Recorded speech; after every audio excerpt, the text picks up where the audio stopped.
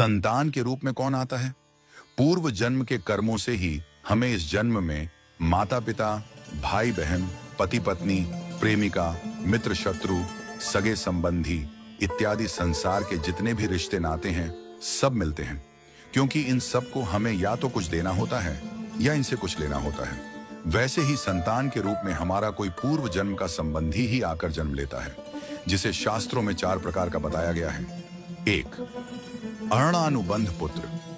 पूर्व जन्म का कोई ऐसा जीव जिससे आपने ऋण लिया हो या उसका किसी भी प्रकार से धन नष्ट किया हो, वह आपके घर में संतान बनकर जन्म लेगा। वह अपना धन बीमारी में या व्यर्थ के कार्यों में तब तक नष्ट करेगा जब तक उसका पूरा हिसाब न हो जाए। 2. शत्रुपुत्र। पूर्व जन्म का कोई दुश्मन आपसे बदला लेने के लिए आपके घर में संतान बनकर आएगा। बड़ा होने पर वह माता पिता से मारपीट, झगड़ा करेगा या उन्हें सारी जिंदगी किसी न किसी प्रकार से सताता ही रहेगा। वह हमेशा कड़वा बोलकर उनकी बेइज्जती करेगा और उन्हें दुखी रखकर ही खुश होगा। 3. उदासीन पुत्र। इस प्रकार की संतान न तो माता पिता की सेवा करती है, न ही कोई सुख देती है। वह उन्हें उनके हाल पर मरने के लिए छोड़ देती है।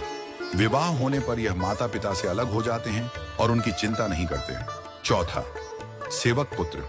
पूर्व जन्म में यदि आपने किसी की खूब सेवा की है तो वह अपनी की हुई सेवा का ऋण उतारने के लिए आपकी सेवा करने के लिए पुत्र बनकर आता है। जो बोया है वही तो काटोगे। यदि अपने माता पिता की सेवा की है तो ही आपकी संतान बुढ़ापे में आपकी सेवा करेगी, वरना कोई पानी पिलाने वाला भी पास न होगा। आप यह न समझें कि यह सब बातें केवल मनुष्य पर ही लागू होती हैं। इन 4 प्रकार में कोई भी जीव आ सकता है। यदि आपने किसी गाय की निस्वार्थ भाव से सेवा की है तो वह भी पुत्र या पुत्री बनकर आ सकती है। यदि आपने गाय को स्वार्थवश पालकर उसके दूध देना बंद करने के पश्चात उसे घर से निकाल दिया हो तो वह ऋणानुबंध पुत्र या पुत्री बनकर जन्म लेगी। यदि आपने किसी निर्दोष जीव को सताया है तो वह आपके जीवन में शत्रु बनकर आएगा। इसलिए जीवन में कभी किसी का बुरा न करें, क्योंकि प्रकृति का नियम है कि आप जो भी करोगे उसे वह आपको इस जन्म में या अगले जन्म में 100 गुना वापस करके देगी। यदि आपने किसी को 1 रुपया दिया है तो समझो आपके खाते में 100 रुपया जमा हो गए हैं। यदि आपने किसी का 1 रुपया छीना है तो समझो आपकी जमा राशि से 100 रुपये निकल गए। जरा सोचिए, आप कौन सा धन साथ लेकर आए थे और कितना साथ लेकर जाओगे? जो चले गए वे कितना सोना चांदी साथ ले गए? मरने पर जो सोना चांदी धन दौलत बैंक में पड़ा रह गया, समझो वह व्यर्थ ही कमाया।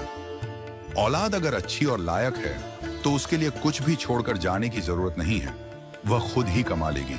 और औलाद अगर बिगड़ी या नालायक है तो उसके लिए जितना भी धन छोड़कर जाओ वह चंद दिनों में सब बर्बाद करके ही चैन लेगी।